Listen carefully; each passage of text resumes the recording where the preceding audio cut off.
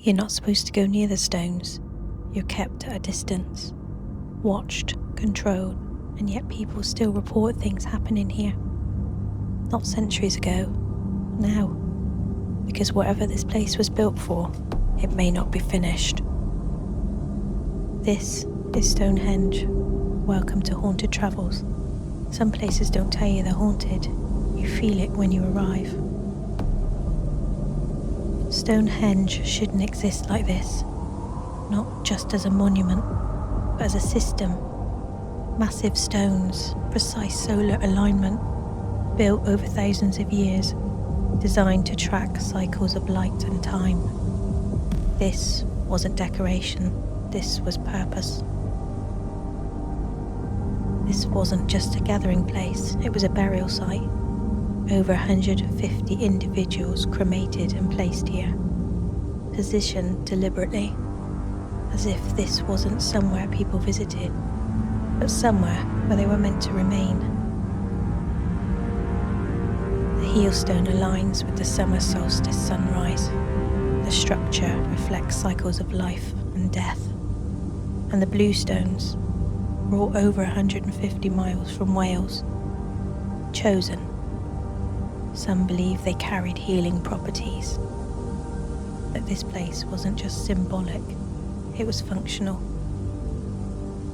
And then the question changes. Not how it was built, but why here? Because this land was already in use long before the stones.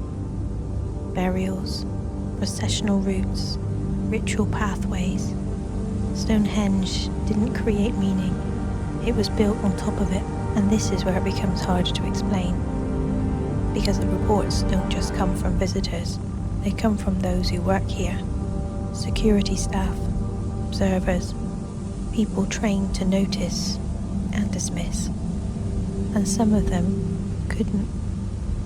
Shadow figures moving between the stones, voices whispering, sometimes singing.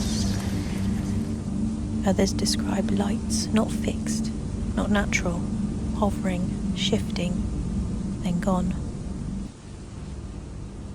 There are other reports too. A pale figure, sometimes described as a woman, seen moving along the perimeter. And during the war, soldiers reported seeing an aircraft descend near the site, only for it to have vanished completely. No wreckage, no impact, just absence. And then the pattern appears again and again, a low humming sound, a strange electrical feeling in the air, as if the ground itself isn't entirely still. Some believe this is where multiple ley lines intersect. What people feel here isn't imagined, it's amplified. There's one story often repeated, unverified, but persistent.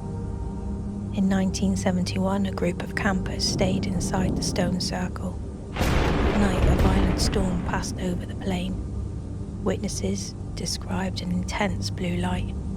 The campers were heard screaming, and when others arrived, they were gone. No trace, only scorched ground. It's never been confirmed, but it's never disappeared either. Some believe this is a place of connection between the living and those who came before. Others believe something else entirely, that the structure itself amplifies something, not creating it, but holding it.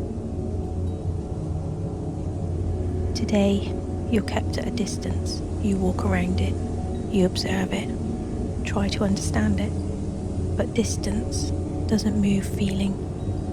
Because places like this don't just show you history, they let you stand next to it, and whatever was placed here still feels like it's waiting. If you enjoyed exploring this haunted place with me, this has been Haunted Travels.